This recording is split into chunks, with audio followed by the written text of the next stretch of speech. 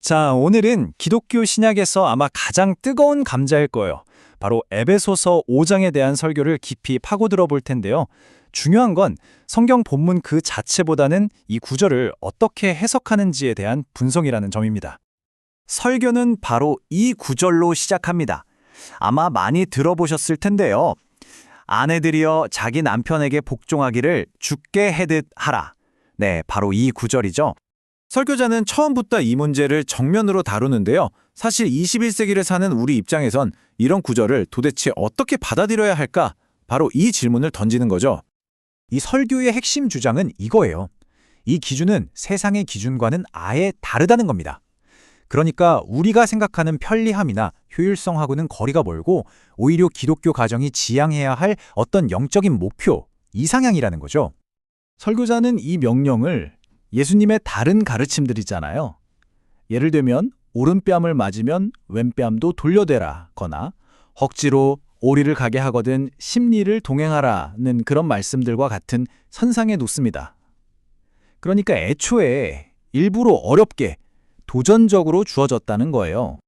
그래서 이 설교에서 정말 중요한 포인트가 뭐냐면 이걸 100% 완벽하게 해내는 게 목표가 아니라는 겁니다. 하나님이 진짜 원하시는 건 우리가 부족하고 넘어질지라도 이 높은 이상을 향해서 계속해서 애쓰고 분투하는 바로 그 과정 자체라는 거죠. 자, 여기서 또 하나의 궁금증이 생기죠. 이 설교도 이걸 짚고 넘어가는데요. 만약 남편이 가정의 머리라면 왜 성경은 아내에게 먼저 이 지침을 주는 걸까요? 순서가 좀 이상하지 않나요?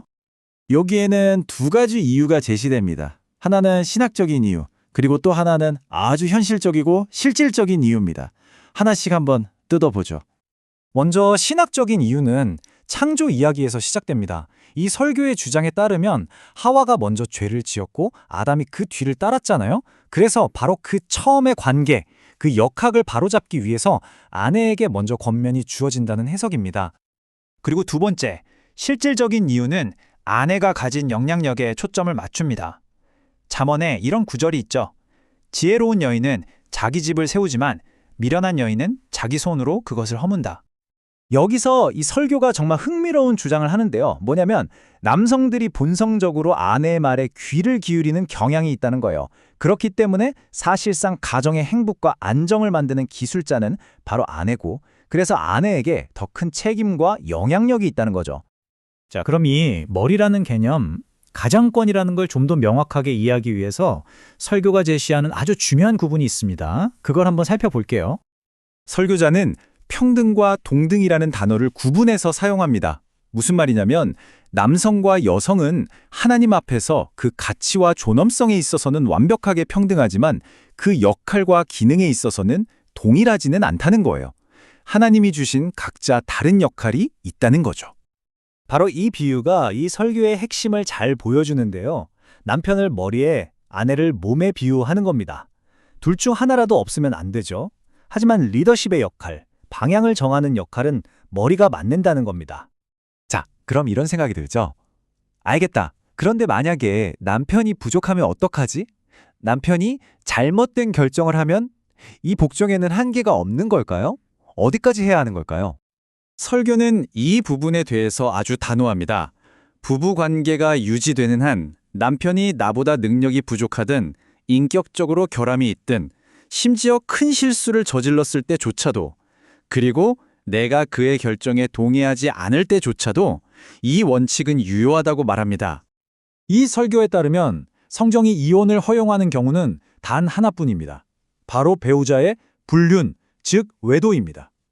그 외에 어떤 갈등이나 남편의 부족함 때문에 이 복종의 명령이 사라지지는 않는다는 거죠.